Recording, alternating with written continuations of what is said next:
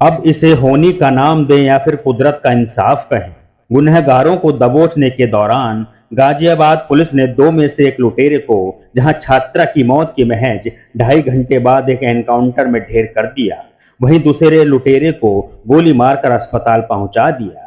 इस दर्दनाक कहानी की शुरुआत होती है 27 अक्टूबर की शाम को, जब गाजियाबाद के ABES इंजीनियरिंग कॉलेज से पढ़ाई कर 19 साल की कीर्ति सिंह ऑटो से अपने घर लौट रही थी। वो ऑटो में एक लड़की के साथ गाजियाबाद से हापुड़ के लिए निकली थी, लेकिन इसी बीच जैसे ही नेशनल हाईवे नंबर 9 के डासना फ्लाईओवर में पहुंची, ऑटो के साथ साथ चल रहे बाइक सवार लुटेरों ने उससे उसका मोबाइल छीनने की कोशिश की और इसी कोशिश में बड़ा हादसा हो गया।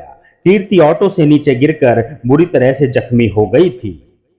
इस हादसे से ठीक पहले कीर्ति ने अपने चचेरे भाई को कॉल किया था और कहा था, भैया मैं जल्दी घर पहुंच जाऊंगी, लेकिन घर वालों को मालूम नहीं था कि ये कॉल कीर्ति की जिंदगी की लास्ट कॉल होगी। इसके बाद घर वालों के पास पुलिस की कॉल पहुंची, जिससे घर में सन्नाटा पसर गया।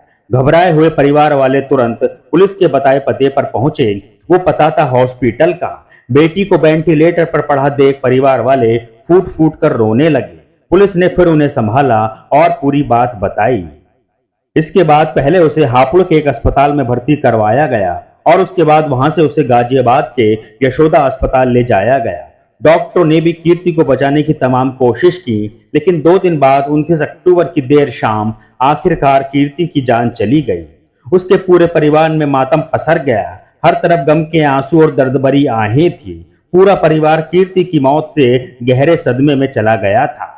इत्तेफाक से लूटपाट की वारदात फ्लाईओवर पर लगे CCTV कैमरे में कैद हो गई थी, जिसके सहारे गाजियाबाद पुलिस ने बाइक नंबर का पता लगा लिया और लुटेरों की तलाश करने लगी। लेकिन कहानी में असली ट्विस्ट तब आया जब 29 अक्टूबर की रात को ही पुलिस मसूरी थाना इलाके में गंग नहर के पास नाका लगाकर चेकिंग कर रही थी। इस रास्ते पर पुलिस को रात करीब 10:30 पर 2 बाइक पर 2 लोग आते हुए दिखे। पुलिस ने उन्हें रुकने का इशारा किया, लेकिन दोनों ही लड़कों ने न सिर्फ भागने की कोशिश की बल्कि पुलिस पर गोली भी चला दी। इत्तेफाक से पुलिस को गोली नहीं लगी, लेकिन पुलिस की गोली से जितेंद्र उर्फ जीतू नाम का एक बदमाश की मौत हो गई, जबकि उसका एक साथी बोबिल उर्फ बलबीर पुलिस की गोली से जख्मी हो गया। ध्यान देने वाली बात यह भी है कि ये वही दोनों बदमाश थे जिन्होंने 2 दिन पहले कीर्ति सिंह से उसका मोबाइल छीनने के चक्कर में उसे इस कदर जख्मी कर दिया था कि उसकी जान चली गई थी।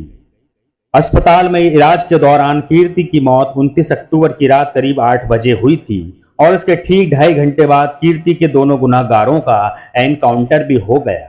अदालत तो नहीं, लेकिन अगर पुलिस या कुदरत के इंसाफ की बात करें तो इस इंसाफ में महज 2.5 घंटे लगे। कीर्ति न सिर्फ घर वालों की चहेती थी, आस पड़ोस से लेकर कॉलेज के टीचर और स्टूडेंट भी उसे काफी पसंद करते थे। कीर्ति के परिवार वालों ने बताया कि वह हमेशा यही कहती थी कि अच्छी नौकरी मिलने के बाद ही वो शादी करेगी, उससे पहले नहीं करेगी। परिवार के मुताबिक वह स्कूल के दिनों से ही इंजीनियर बनना चाहती थी।